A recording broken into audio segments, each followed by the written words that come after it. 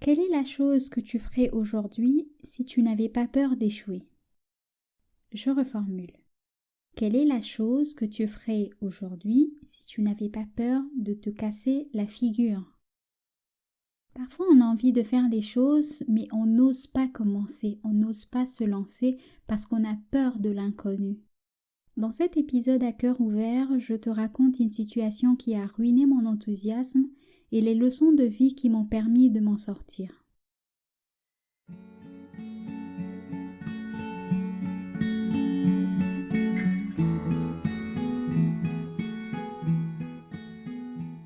Cet épisode est assez particulier, d'une part parce que je vais te parler de choses assez personnelles. Ce n'est pas pour alimenter ta curiosité, mais parce que je me dis qu'en tant qu'être humain, on a parfois besoin de se retrouver dans d'autres personnes. Lorsqu'on a des situations qui nous semblent étranges, qu'on ne se dise pas qu'on est bizarre, mais qu'au contraire, on est normal, que c'est normal d'avoir des doutes, c'est normal d'être dans des situations assez compliquées, et le fait de voir qu'une autre personne est passée par là, c'est plus facile pour se remettre. Donc aujourd'hui, ces choses que je vais te raconter, c'est d'une part pour t'inspirer, mais aussi pour te motiver si tu vis la même chose.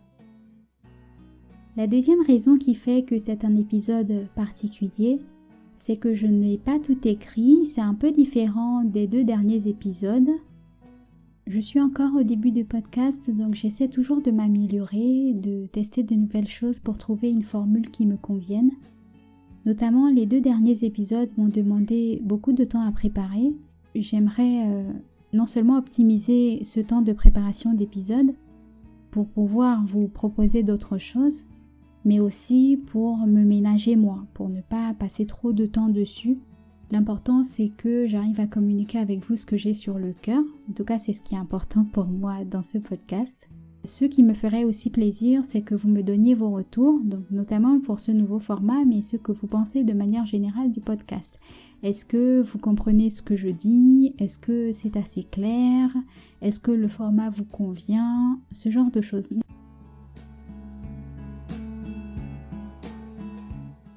Si c'est la première fois que tu écoutes un épisode de ce podcast, je m'appelle Kimberley, j'habite en région parisienne. Je suis entrepreneur et salarié.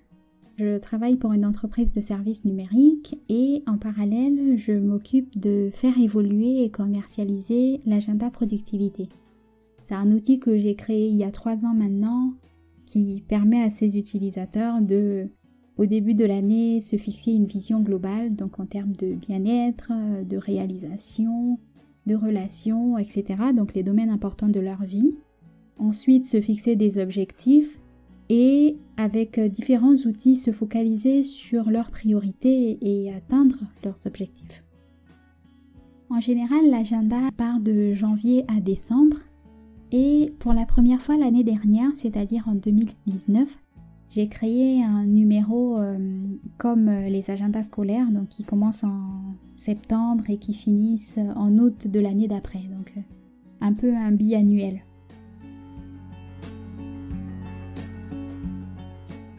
Ce que je vais vous partager aujourd'hui commence avec le lancement de l'agenda 2020. Donc c'est le dernier en date.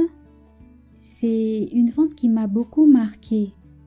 C'est-à-dire que je suis sortie de là un peu blasée. Il s'est passé tellement de choses intérieurement en rapport avec cette vente que j'avais envie de faire une pause après. D'ailleurs, j'ai fait cette pause qui m'a fait un grand bien. C'est un temps que j'ai pris pour réfléchir, pour essayer de comprendre ce qui se passait à l'intérieur. C'est-à-dire que je n'arrivais pas à être au niveau de performance que je voulais intérieurement. Je ne parle pas de chiffres ou de ventes, etc. Mais en termes d'action que j'avais envie de faire, je n'arrivais pas à être au niveau que je voulais et j'avais vraiment envie de m'arrêter pour essayer de comprendre ce qui se passait. En fait, il s'est passé 2 choses. La première, c'est que j'avais prévu une évolution, un packaging de cet agenda-là qui allait vraiment tout changer par rapport au numéro précédent. Et le projet qui avait bien avancé pour des raisons qui étaient indépendantes de ma volonté est complètement tombé à l'eau. Et ça, c'est quelque chose qui m'a un peu déstabilisée, j'avoue. Et tout ce qui s'est passé après, c'est que je n'ai pas réussi à faire fi de ça, je suis restée dessus. Et là encore, je vous raconte, c'est après, ce n'est même pas sur le moment, même si au fond je me disais non, ça va. Mais en fait, j'ai réalisé avec le temps que non, ça, c'est pas que ça allait. Je n'ai pas fait la transition dans ma tête pour essayer d'avancer et faire fi de cet événement qui s'était passé. Donc j'ai complètement tout arrêté, c'est-à-dire qu'au fond de moi, j'ai arrêté d'apprécier le travail que j'avais fait, j'ai arrêté de faire la promotion, je n'ai quasiment pas fait de promotion d'ailleurs, c'est-à-dire que j'ai à peine posté 1 ou 2 photos de l'agenda sur internet, sur Instagram, je n'en ai pas parlé. Certes, j'ai mis le site internet en ligne, mais je n'ai pas vraiment fait tout le travail que j'aurais pu faire autour de cette vente. Parce que quelque part, j'avais été déçue de ce projet qui était tombé à l'eau et que j'ai arrêté d'apprécier les autres choses. Donc j'ai commencé à trouver un peu nul toutes les autres tâches que j'avais faites. Et donc ça a eu un gros impact sur ma vente parce que du coup, les seuls clients que j'ai eus, c'est ceux qui ont répondu à la publicité. Donc vous savez que la publicité, on fait une campagne et puis ça tourne tout seul. Donc heureusement que j'avais fait cette campagne d'ailleurs parce que sinon ça aurait été la catastrophe. Donc les clients que j'ai eus sur la vente de 2020, c'est les clients fidèles, c'est-à-dire ceux qui ont vraiment besoin de l'agenda de productivité. Et parmi les nouveaux clients, c'est ceux qui avaient vu la publicité. Donc je suis sortie de là assez blasée. Et c'est d'ailleurs pour ça que je fais cet épisode, pour partager avec toi les prises de conscience que j'ai eues à la suite de tout ça. Donc tu n'es peut-être pas entrepreneur comme moi, ou alors tu es entrepreneur et tu vis ton entrepreneuriat différemment. Moi, c'est quelque chose de nouveau que j'ai eu et j'avais envie de partager ce que j'ai retenu et ce qui a changé depuis que j'ai vécu cet événement. La première chose que j'ai apprise, la première prise de conscience, c'est que l'apprentissage fait partie du processus. C'est normal au début de ne pas savoir tout ce qu'on a envie de savoir pour faire quelque chose. Ce n'est pas grave en fait. Et il faut pas attendre d'avoir toutes les billes, de tout savoir avant de commencer quelque chose. Tu commences et avec le temps tu t'améliores. S'imagine un enfant qui apprend à marcher, il se dit pas est-ce que là si je me lève, si je calcule avec mon poids et puis ma taille, est-ce que je vais pouvoir arriver jusqu'à la table? En fait, non. Il commence, il tombe, c'est normal, et avec le temps, il apprend, il évolue. Et c'est l'état d'esprit que tu dois avoir lorsque tu fais quelque chose de nouveau. Et je le dis aujourd'hui parce que c'est quelque chose qu'on ne pense pas à ça forcément. Et lorsque tu pars préparer, tu te dis « Ok, il y a des choses que je vais faire qui vont pas aboutir. » Et c'est normal, mais je ne vais pas baisser les bras. En partant déjà équipé comme ça, et en pensant à ça, je pense que ça aide à aller plus loin. Je ne suis pas quelqu'un de défaitiste, mais pourtant, je vous assure, pour en parler aujourd'hui, c'est parce que c'est quelque chose qui m'a vraiment bouleversée. Et le fait que je puisse m'arrêter comme ça sur quelque chose, je ne m'attendais pas à ça. Et comme je n'avais pas fait le travail nécessaire sur moi pour réaliser que c'est quelque chose qui m'avait fait mal et qu'il fallait que je prenne le temps de comprendre ce qui se passe et d'aller de l'avant, c'est quelque chose qui m'a gênée plus tard. Donc si quelque chose te gêne, traite-le d'abord avant de passer à autre chose. Essaie de le traiter, essaie de réfléchir et te dire qu'est-ce que j'apprends de cette situation. L'apprentissage fait vraiment partie du processus. Par exemple, il y a une chose qui est assez marquante, qui fait aussi partie de la vente de ce numéro, c'est que j'ai été freinée parce que je n'arrivais pas à avoir les visuels que je voulais pour la promotion. Je me disais, je ne suis pas très forte sur Instagram, je n'arrive pas à communiquer et puis il faut qu'on se le dise un peu la vérité, mon compte n'est pas très attrayant. Donc ce sont les pensées que j'avais et toutes ces pensées en fait m'ont paralysée. Ce sont toutes ces pensées qui font que toutes les choses que j'aurais pu faire, je ne les ai pas faites en fait. Je ne les ai pas faites. Si quelque part je me dis que je ne suis pas forte en communication, eh bien l'effort d'évolution s'arrête. L'effort de faire quelque chose s'arrête. Alors qu'en prenant la chose de façon différente, c'est de se dire, ok, je ne suis pas forte en communication, mais je sais qu'on peut faire telle chose. Et déjà de faire cette chose-là qu'on peut faire, qui est dans sa capacité. La deuxième prise de conscience que je voulais partager avec toi, c'est que tu as le droit de faire des erreurs. J'ai le droit de faire des erreurs. Faut pas être trop dur sur soi. Lorsqu'on n'a pas réussi à faire quelque chose ou qu'on a fait quelque chose et qu'en fait on se rend compte qu'on n'avait pas pris une bonne décision, on ne l'avait pas fait de la façon qu'il fallait, c'est pas grave. Faut pas être trop dur sur soi. On a tendance à faire ça, à s'accabler, à se traiter plus durement qu'on aurait traité une autre personne. Lorsque tu es dans une situation où tu te rends compte que tu as vraiment fait une erreur ou ce que tu as fait n'a pas abouti, essaie de t'imaginer en train de parler avec quelqu'un que tu aimes, quelqu'un que tu portes dans ton cœur. Est-ce que tu lui dirais « Non mais regarde, tu as fait ce choix, franchement c'était clairement pas le choix qu'il fallait faire, t'exagères quoi, franchement sois un peu plus intelligente. C'est un peu étonnant que à ton stade tu n'arrives pas à faire les choses correctement. Non mais qu'est-ce que c'est ce genre de décision? Qu'est-ce que c'est ces choix que tu fais? Non, tu ne lui dirais pas ça. Tu lui dirais écoute, c'est pas grave, là tu te rends compte que la décision n'est pas la bonne, essaie de voir comment tu peux essayer de rattraper le coup ou comment tu peux rebondir sur les résultats de ton choix. Donc, ne sois pas trop dur avec toi-même, tu as le droit de faire des erreurs, tu es humaine, tu n'es pas Dieu, tu ne sais pas tout, c'est normal. Donc, si tu te trompes, ne sois pas dur avec toi, tu n'es pas nul, tu n'es pas médiocre, non, tu t'es simplement trompé et ne le prends pas personnellement. Pourquoi, si tu fais quelque chose et que ce n'est pas la bonne, au final, tu n'as pas le résultat que tu voulais, pourquoi est-ce que ça doit forcément devenir... tu es nul. Non, ça n'a rien à voir avec toi. Tu as fait un choix, ok, d'accord. Tu n'avais pas tous les bons éléments, ok, d'accord. Tu as le droit de faire des erreurs et c'est normal. Donc accepte-le et ne sois pas trop dur avec toi-même. Ne le prends pas personnellement.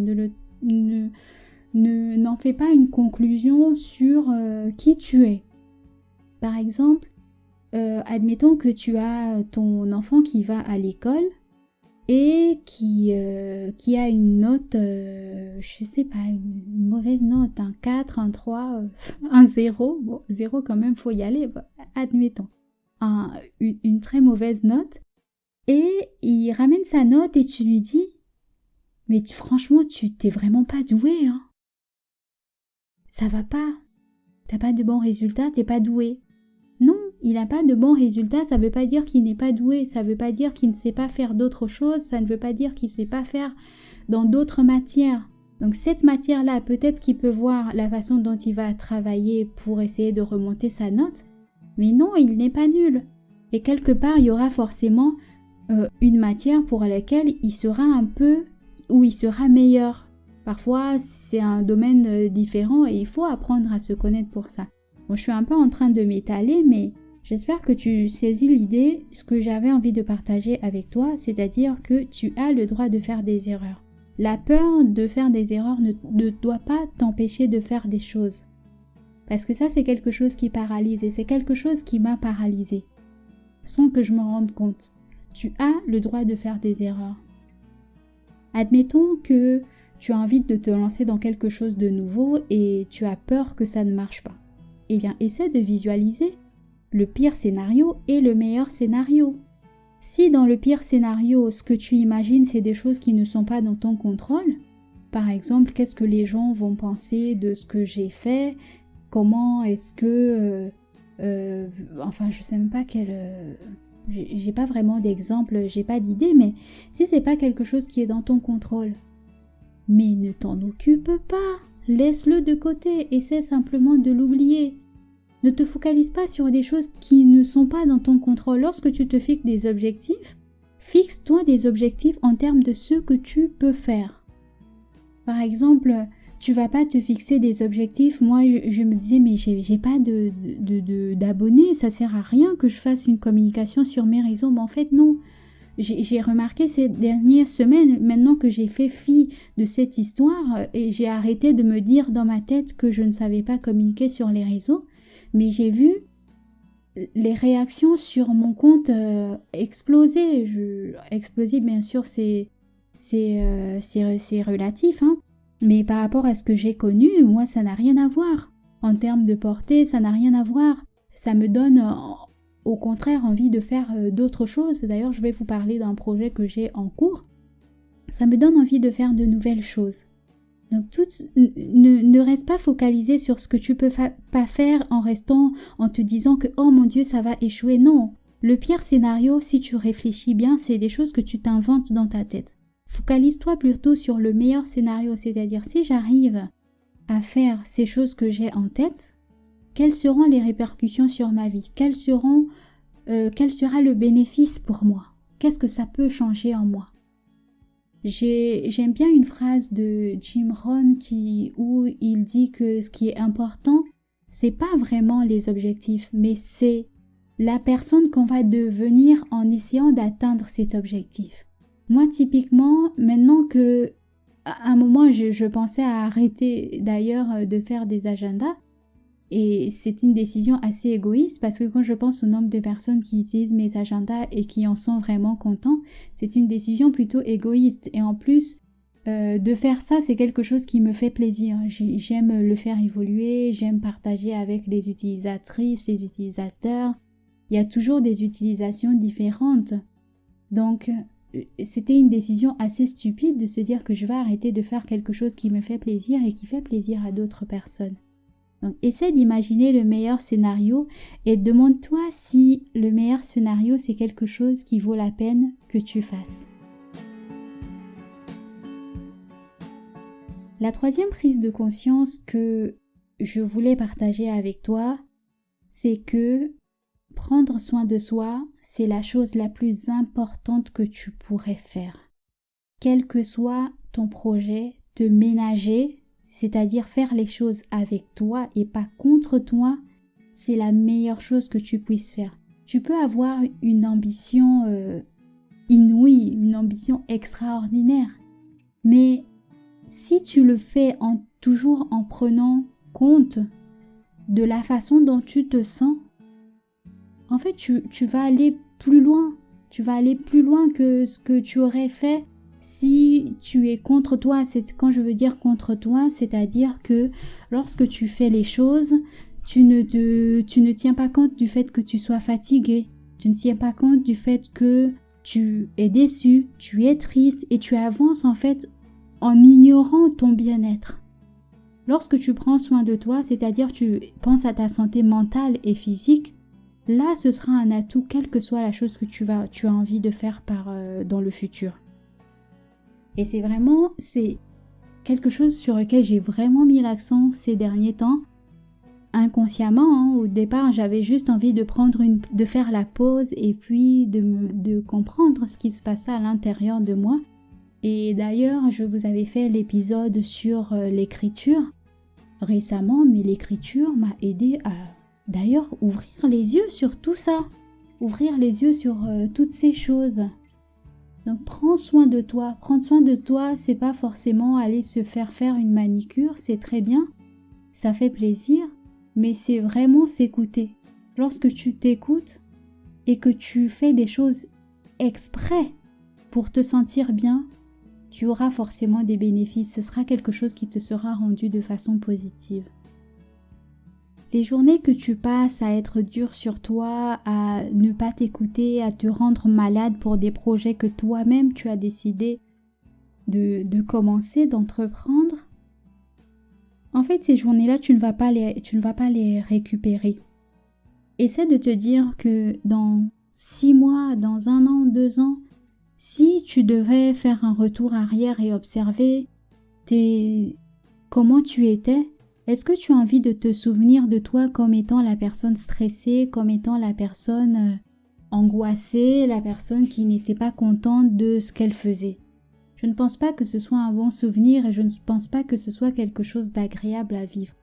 Donc si je devais te donner un conseil aujourd'hui, c'est n'oublie pas de t'écouter, n'oublie pas de prendre soin de toi et si tu fais des erreurs, c'est normal, ne sois pas dur sur toi, ne le prends pas personnellement. Au contraire, essaie de voir comment tu peux rebondir, essaie de voir comment tu peux faire les choses différemment pour avoir un résultat différent. C'est ce que j'avais envie de partager avec toi aujourd'hui dans cet épisode qui est un peu spécial. Comme je te demandais au début, n'hésite pas à me faire un retour, n'hésite pas à parler avec moi. Je suis quelqu'un d'assez ouvert, je sais que c'est un peu particulier sur le podcast parce que y a personne en face, donc je parle un peu en face de mon micro et je n'ai pas encore l'habitude, même si ça commence à venir, mais je n'ai pas encore toute la liberté. Je me sens pas encore aussi libre que lorsque je parle. Mais je suis quelqu'un d'assez ouverte, j'aime bien rigoler, j'aime bien ne pas prendre les choses trop sérieusement. Je rigole de tout à peu près et j'aime bien échanger avec les gens. Donc j'ai vraiment envie d'évoluer sur ce podcast et je veux que ce soit un endroit où les personnes qui m'écoutent aient des billes, aient des conseils pour avancer dans ce qu'ils ont envie de faire, mais en continuant à prendre soin d'eux. Voilà. C'est l'énergie que j'ai envie d'apporter dans ce podcast. Tu l'as peut-être vu sur mes réseaux, ça fait quelques jours que j'en parle.